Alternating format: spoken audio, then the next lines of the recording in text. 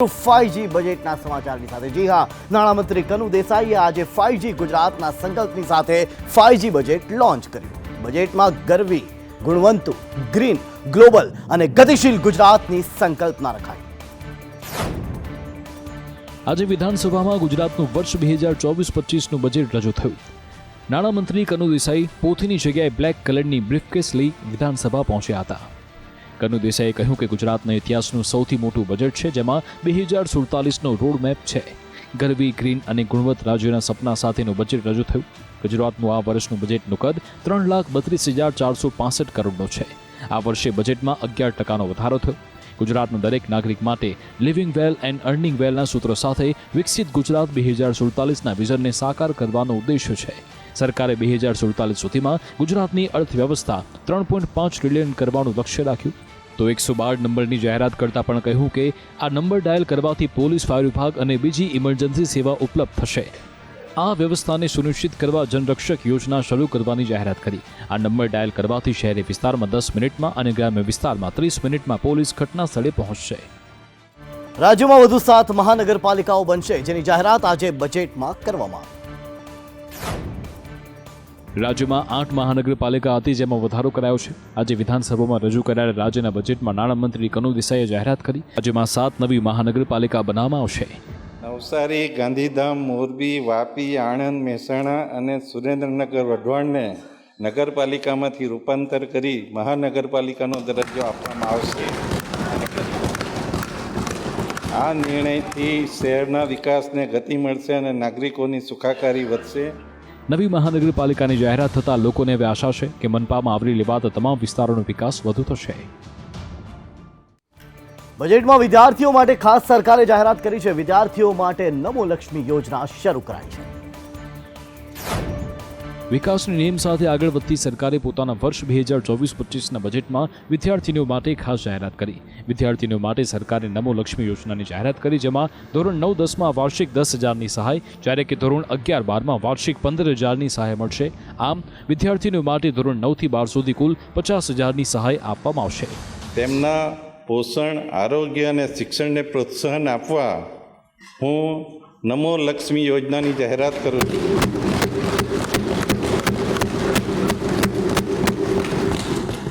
સરકારી, અનુદાનિત, ખાનગી, માધ્યમિક અને ઉચ્ચતર માધ્યમિક શાળાઓમાં અભ્યાસ કરનાર પાત્રતા ધરાવતી અંદાજે 10 લાખ વિદ્યાર્થીઓને ધોરણ 9 અને 10 માટે વાર્ષિક ₹10,000 તેમજ ધોરણ 11 અને 12 માટે વાર્ષિક ₹15,000ની સહાય આપવામાં આવશે. આમ આ યોજના હેઠળ 12 સુધીનો અભ્યાસ પૂર્ણ કર્યેથી કુલ 50,000ની સહાય મળવાપાત્ર થશે. રાજ્યમાં ડ્રોપઆઉટનો રેશિયો દિવસે ને દિવસે વધી રહ્યો છે, જેને ઓછું કરવા સરકારે ખાસ પ્લાન તૈયાર કર્યો છે. આપના ધારાસભ્ય ચૈતર વસાવા જેલ મુક્ત થતા જ સરકાર પર વરસ્યા. શું કહ્યું? આવો સાંભળીએ. જેલ મુક્તિ બાદ આપના એમએલએ ચૈતર વસાવા આજે વિધાનસભા પહોંચ્યા હતા, જ્યાં તેમણે સરકાર પર પ્રહાર કર્યા. કહ્યું ખોટા કેસ કરી કેટલાક નેતાઓને દબાવવામાં આવી રહ્યા છે. આ સાથે તેમણે ભાજપમાં ક્યારે પણ ન જોડાવાની વાત કરી. આજે ગુજરાતમાં પણ આમ આદમી પાર્ટી અને કોંગ્રેસના ધારાસભ્ય સાથે આ નીતિનો ઉપયોગ થઈ રહેલો છે. આજે અમારા જેવા ધારાસભ્ય સાથે પણ સામ, દામ, દંડ, ભેદ નીતિનો ઉપયોગ કરીને એક ખોટા કેસો ઊભા કરીને અમને પણ અમના પરિવારોને પણ દબાવવામાં આવે છે. આજે મારા ધર્મપત્ની, મારા પીએ છેલ્લા 90 દિવસથી જેલમાં છે. હું ગઈકાલે જેલ મુક્ત થઈને આજે વિધાનસભા સત્રમાં ભાગ લઈ રહેલો છું.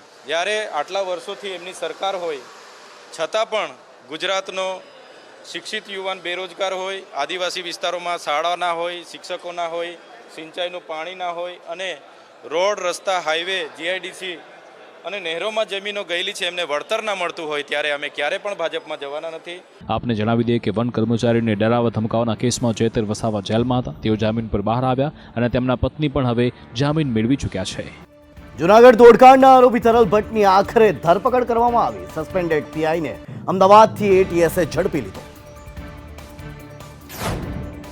જૂનાગઢ તોડકાંડમાં આરોપી તરલ ભટ્ટની ગુજરાત એટીએસે ધરપકડ કરી છે. જૂનાગઢના માણાવદરમાં સર્કલ પોલીસ ઇન્સ્પેક્ટર તરીકે ફરજ બજાવતા તરલ ભટ્ટે અરજદારના એકાઉન્ટ ફ્રીઝ બાબતે બોલાવી બીજા પોલીસ કર્મચારી સાથે મળી તોડ કર્યો હોવાની પોલીસ ફરિયાદ થઈ હતી. જે એજન્સીનું કામ આતંકવાદીને ઝડપવાનું છે, તે એજન્સી જૂનાગઢ પોલીસ તોડકાંડના કેસની તપાસ કરી રહી છે. આ સમગ્ર મામલે વિવાદ થયા બાદ તપાસ ગુજરાત એટીએસને સોંપાઈ હતી.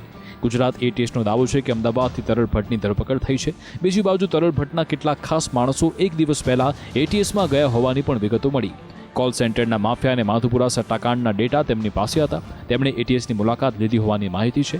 બીજી બાજુ ડીજીપી વિકાસ સહાય આજે એટીએસ કચેરીની મુલાકાતે પહોંચ્યા હતા. તેમણે કહ્યું કે તરલ ભટ્ટની ઊંડાણપૂર્વક તપાસ કરવામાં આવી રહી છે. કેસ સાથે સંકળાયેલા અન્ય લોકોની પણ પૂછપરછ કરવામાં આવી રહી છે. લોકસભા ચૂંટણી પહેલા જ પક્ષોમાંથી આવન જાવન શરૂ થઈ ગઈ છે. રાજકોટ ભાજપ સંગઠનમાં ભરતી મેળો જોવા મળ્યો. લોકસભા ચૂંટણી પહેલા જ પક્ષોમાંથી આવન જાવન શરૂ થઈ ચૂકી છે. તાજેતરમાં આમ આદમી પાર્ટીને મોટો ઝટકો લાગ્યો છે. ત્યાં જ રાજકોટમાં ભાજપે ભરતી મેળો શરૂ કર્યો. રાજકોટ શહેર ભાજપ કાર્યાલય ખાતે મોટી સંખ્યામાં મહિલાઓ કેસરીઓ ધારણ કરતા જોવા મળી અને 2024માં ભાજપને જંગી જીત અપાવવા હુંકાર ભર્યો હતો.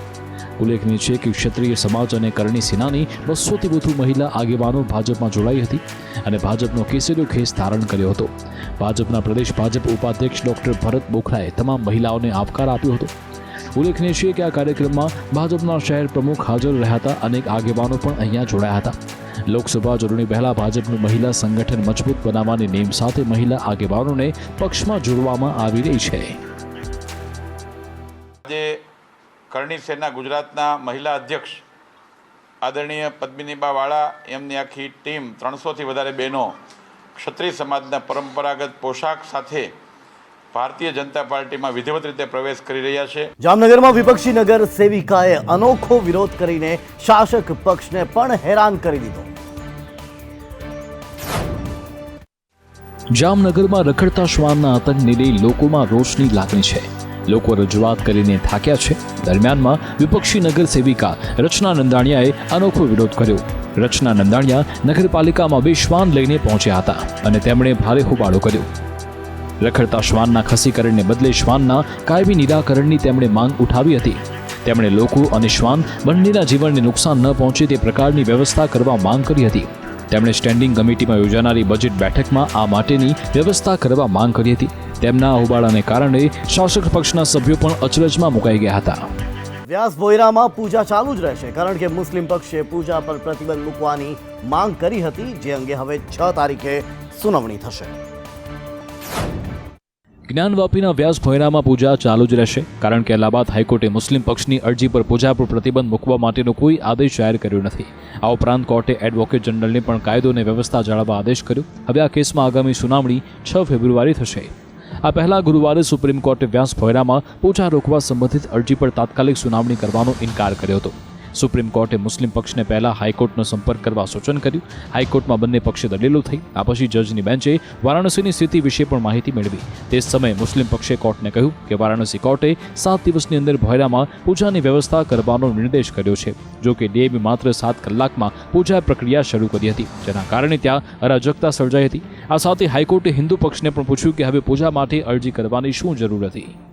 લાંબા રાજકીય ડ્રામા બાદ ચંપઈ સોરેન ઝારખંડના 12માં સીએમ બન્યા. કોંગ્રેસ અને આરજેડીના એક ધારાસભ્યોએ મંત્રી પદના શપથ લીધા. ચંપઈ સોરેને ઝારખંડના સીએમ પદના શપથ લીધા. રાજભવનમાં શપથ ગ્રહણ પહેલા રાષ્ટ્રગીત શરૂ થયું, જે બાદ ચંપઈ સોરેને મુખ્યમંત્રી પદના શપથ લીધા હતા. જે બાદ રાજ્યપાલે નવા મુખ્યમંત્રીને અભિનંદન પાઠવ્યા. ચંપઈ સોરેને પ્રથમવાર 1991માં સરાયકેલાથી પેટા ચૂંટણી જીતી હતી. તો ચંપઈની સાથે કોંગ્રેસના આલમગીર આલમ અને આરજેડીના સત્યાનંદ ભોક્તાએ પણ મંત્રી તરીકે શપથ લીધા. કહેવાય રહ્યું છે કે ચંપઈ સરકારમાં 2 ડેપ્યુટી સીએમ હોઈ શકે છે. સરકારે 10 દિવસમાં બહુમત સાબિત કરવો પડશે. આ તરફ ઝારખંડના પૂર્વ મુખ્યમંત્રી હેમંત સોરેનને સુપ્રીમ કોર્ટ તરફથી મોટો ઝટકો લાગ્યો છે. કોર્ટે ધરપકડ સામે સોરેનની અરજી પર સુનાવણી કરવાનો ઇનકાર કર્યો. સુપ્રીમ કોર્ટે તેમને કહ્યું કે તમારે પહેલા હાઈકોર્ટ જવું જોઈતું હતું. કોર્ટે કહ્યું કે જો અમે એક વ્યક્તિને મંજૂરી આપીએ તો બધાને આપવી પડશે. તો પીએમએલએ કોર્ટે આજે હેમંત સોરેનને ઈડીની 5 દિવસની કસ્ટડીમાં મોકલી દીધા છે. ઉત્તર ભારતના પહાડી વિસ્તારોમાં ભારે હિમવર્ષા થઈ રહી છે. ભારે હિમવર્ષા થતા સહેલાણીઓએ તેનો આનંદ લીધો હતો. ઉત્તર ભારતના પહાડી વિસ્તારોએ ભારે હિમવર્ષા વચ્ચે સફેદ ચાદર ઓઢી લીધી છે. સતત 2 દિવસથી ઉત્તર ભારતના તમામ રાજ્યોમાં ભારે બરફવર્ષા થઈ રહી છે. ઉત્તરાખંડ, હિમાચલ, જમ્મુ કાશ્મીર, લદ્દાખમાં અવિરત બરફવર્ષા થઈ રહી છે. તો જમ્મુ કાશ્મીરમાં ગુલમર્ગ અને સોનમર્ગ બરફથી ઢંકાઈ ગયા છે. વૈષ્ણોદેવીમાં સિઝનની પહેલી બરફવર્ષા થઈ છે. ત્યારે વૈષ્ણોદેવીથી લઈ બાલતાલ સુધી બરફ જ બરફ જોવા મળી રહ્યો છે. ઊંચાઈવાળા વિસ્તારોમાં બરફના તોફાનની પણ આગાહી કરવામાં આવી છે. હિમાચલ પ્રદેશના શિમલામાં ગઈકાલથી શરૂ થયેલી બરફવર્ષાને કારણે બરફની ચાદર છવાઈ ગઈ છે. શિમલા કાલકા રેલમાર્ગ બરફથી ઢંકાઈ ગયો છે. જમ્મુ કાશ્મીર, હિમાચલ પ્રદેશ અને ઉત્તરાખંડના રાજ્યોમાં હજુ 5 ફેબ્રુઆરી સુધી બરફવર્ષાની આગાહી હવામાન વિભાગે વ્યક્ત કરી છે. અટલ ટનલ અને લાહોર સ્પીતિમાં જોરદાર બરફવર્ષા થઈ રહી છે. હિમાચલ પ્રદેશમાં 240થી વધુ રસ્તા બંધ થઈ ગયા છે. ભારે બરફવર્ષાના કારણે લાહોર અને સ્પીતિમાં 165 રસ્તા બ્લોક થઈ ગયા છે. ઉત્તરાખંડના કેદારનાથ, બદ્રીનાથ, ઓલી, ચોપતા, જોશીમઠ બધે જ બરફ જોવા મળી રહ્યો છે. જ્ઞાનવાપીના વ્યાસ ભોયરામાં પૂજાનો અધિકાર કોર્ટ દ્વારા આપવામાં આવતા ભારત સહિત અમેરિકાના સનાતનીઓએ નિર્ણયને આવકાર્યો છે. વારાણસીની જિલ્લા અદાલતે 31 જાન્યુઆરીના રોજ આપેલા ચુકાદાને લાગુ કરતા જિલ્લા પ્રશાસને ગુરુવારે સવારે જ્ઞાનવ્યાપી મસ્જિદ પરિસરમાં સ્થિત વ્યાસ ભોયરામાં પૂજા અર્ચના શરૂ કરાવી. આ ક્ષણને લઈ અને જે સંઘર્ષ હતો તેનો ક્યાંક ને ક્યાંક અંત આવતો નજરે પડી રહ્યો છે, કારણ કે પૂજાના અધિકારને લઈ અને વિવાદ વકર્યો હતો, જે અંગે વારાણસી જિલ્લા કોર્ટે પૂજાનો અધિકાર આપ્યો છે. અને ત્યારબાદથી ભારત સહિત વિદેશોમાં વસતા સનાતનીઓ આ નિર્ણયને આવકારી રહ્યા છે. ત્યારે યુએસમાં એક અગ્રીમ હિન્દુ અમેરિકન જૂથે ગુરુવારે વારાણસી ડિસ્ટ્રિક્ટ કોર્ટના જ્ઞાનવ્યાપી મસ્જિદ સંકુલમાં સ્થિત વ્યાસજીના ભોયરામાં હિન્દુ શ્રદ્ધાળુઓને પૂજા કરવાની મંજૂરી આપવાના નિર્ણયને આવકાર્યો છે. વિશ્વ હિન્દુ પરિષદ ઓફ અમેરિકા અને લગભગ 6 અન્ય હિન્દુ અમેરિકન જૂથોએ એક નિવેદન જાહેર કરી અને આ નિર્ણયને ઐતિહાસિક ગણાવ્યો છે. એક મીડિયા રિલીઝમાં કહેવામાં આવ્યું છે કે માનનીય કોર્ટ દ્વારા લેવામાં આવેલ આ યોગ્ય અને ન્યાયી નિર્ણય છે. VHPએ ખૂબ જ પ્રશંસા કરી છે. આ ઐતિહાસિક નિર્ણય નવેમ્બર 1993માં હિન્દુઓ પાસેથી ગેરકાયદે રીતે છીનવી લેવાયો હતો અને આખિરકાર તે અધિકાર પુનઃ હિન્દુઓને મળ્યો છે. વચ્ચે અમેરિકાએ નિવેદન આપતા કહ્યું હતું કે ભારત સાથે અમારા સંબંધો ખૂબ જ મહત્વપૂર્ણ. ભારત આજે વૈશ્વિક ફલક ઉપર પોતાના નવા કીર્તિમાન સ્થાપિત કરી રહ્યું છે. વિશ્વના અનેક દેશો ભારતની સાથે આજે વિવિધ ક્ષેત્રોમાં MOU કરી રહ્યા છે. ત્યારે ભારતની નિકટતા જગત જમાદાર અમેરિકાની સાથે પણ ખૂબ જ સારી છે. ભારત અનેક ક્ષેત્રોમાં અમેરિકાની સાથે ભાગીદારી કરી રહ્યું છે. સમયાંતરે ભારતના વડા અમેરિકાના વડા રાજકીય પ્રવાસોનું આયોજન કરે છે અને મહત્વના મુદ્દાઓ પર ચર્ચા થતી રહેતી હોય છે. ત્યારે હાલ વિદેશ મંત્રી S જયશંકર અમેરિકાના પ્રવાસે છે. ત્યારે ભારત અમેરિકા વચ્ચે ડ્રોન ડીલ ઉપર મંજૂરીની મહોર લાગી ત્યારે અમેરિકાએ નિવેદન આપતા કહ્યું છે કે ભારત સાથે અમારા સંબંધો ખૂબ મહત્વપૂર્ણ છે અને સંબંધો ખૂબ જ દ્રઢ પણ બન્યા છે. ભારત એક ભાગીદાર દેશ છે અને વિશ્વપૂર્ણ દેશ કોઈ હોય તો તે ભારત છે, કારણ કે ભારતે જે રીતે આપત્તિને પણ અવસરમાં પરિણમી હતી અને જે હરણફાળ વિકાસના ક્ષેત્રમાં ભરી છે તે ન માની શકાય તે પ્રકારની છે. તે દર્શાવે છે કે ભારતની તાકાત અપાર છે. આજે ભારત 5 ટ્રિલિયન ઇકોનોમી બની છે અને જે એક ખૂબ ગૌરવની વાત છે. અમે ભારતની સાથે સંબંધો વધુ મજબૂત કરવા માટે કાયમી પ્રયત્નો કરતા રહીશું. શું તમે દુબઈ જવાનો પ્લાન કરો છો? જો કરતા હો તો આ સમાચાર તમારા માટે છે, કારણ કે દુબઈ જતા ભારતીયો માટે કરવામાં આવી છે દુબઈ સરકાર દ્વારા ખાસ વ્યવસ્થા. ઔદ્યોગિક ક્ષેત્રે અગ્રીમ બનેલા ભારત અને ગુજરાતના લોકોનું વિદેશ જવાનું ખૂબ સામાન્ય બની ગયું છે અને ભારતીય પાસપોર્ટ ધરાવનારા લોકોને ઘણા બધા દેશોમાં સરળતાથી પ્રવેશ મળી રહ્યો છે. ત્યારે ભારત સાથે વધતા નિકટતાના સંબંધો ધરાવનાર દુબઈએ ભારત સાથે પોતીકું વલણ અપનાવી ભારતીયો માટે એક મહત્વનો નિર્ણય કર્યો છે. હવેથી દુબઈ જતા ભારતીયોને લાંબી કતારોમાં ઊભા રહેવાની ફરજ નહીં પડે. મળતી માહિતી મુજબ દુબઈ અમીરાત એરલાઇને ભારતીય પાસપોર્ટ ધારકોની માટે વિઝા ઓન અરાઇવલની મંજૂરીની જાહેરાત કરી છે. જો કે આ સુવિધા ફક્ત તે ભારતીય મુસાફરોને જ મળવાની છે જેઓ અમીરાત એરલાઇનથી બુકિંગ કરાવશે. આ અંતર્ગત 14 દિવસના સમયગાળા માટે સિંગલ એન્ટ્રી વિઝા મેળવી શકાશે. આ નવી પહેલ બાદ દુબઈ જનારા ભારતીય મુસાફરોને લાંબી લાઇનોની ઝંઝટમાંથી મુક્તિ મળશે. અરજી દુબઈ વિઝા પ્રોસેસિંગ સેન્ટર દ્વારા પૂર્ણ કરવામાં આવી છે.